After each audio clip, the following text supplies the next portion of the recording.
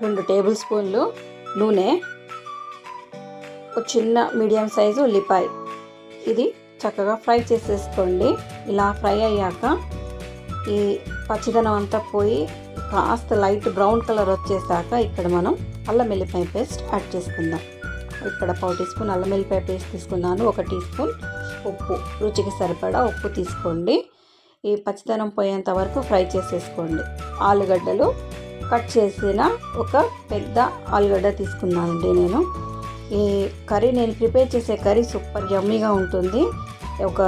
అప్పుడు ఇది ట్రెండీగా బాగా వైరల్ అయిన వీడియో అండి ఇది.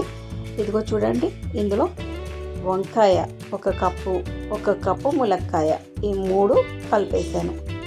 బాగా కలిపేసేయండి. 2 పచ్చిమిరపకాయలు కట్ చేసి వేసాను.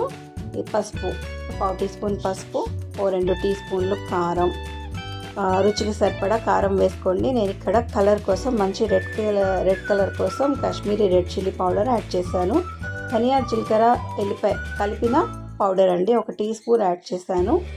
అది ఎలా నూరాలో నేను మీకు ఎలా గ్రైండ్ చేసుకోవాలో నేను మీకు నెక్స్ట్ వీడియోలో చూపిస్తాను. అది చికెన్కి కానీ మటన్కి కానీ కర్రీస్కి కానీ చాలా బాగుంటుంది. ఈ కూరగాయలన్నీ ఆలుగడ్డలు అవన్నీ ఉడకాలి కదండి, అందుకని ఇక్కడ ఒక 1/2 కప్పు వరకు వాటర్ యాడ్ చేస్తాను.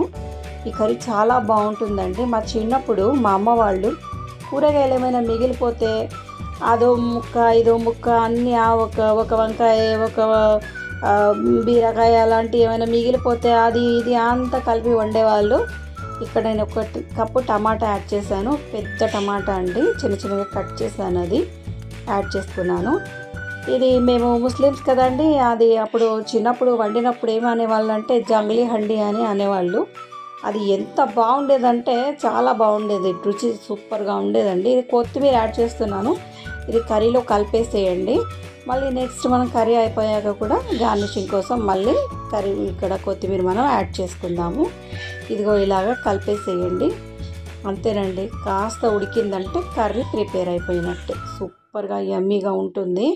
మన ఇంట్లో ఏమైనా కూరగాయలు మిగిలిపోయినవి ఉంటాయి కదండి, అవి కూడా ఇందులో బాగా యాడ్ చేసుకోవచ్చు. ఏమేమి కావాలనుకుంటే మన ఇంట్లో మిగిలిపోయిన కర్రీస్ వండుకున్నాక అదోటి ఇదోటి మిగిలిపోతుంది కదా, చిక్కుడుగాయలు కానీ గోరుచిక్కుడుగాయలు కానీ ఏవైనా సరే యాడ్ చేసుకోవచ్చండి. నా రెసిపీ నచ్చితే like, share, comment, subscribe. Thank you.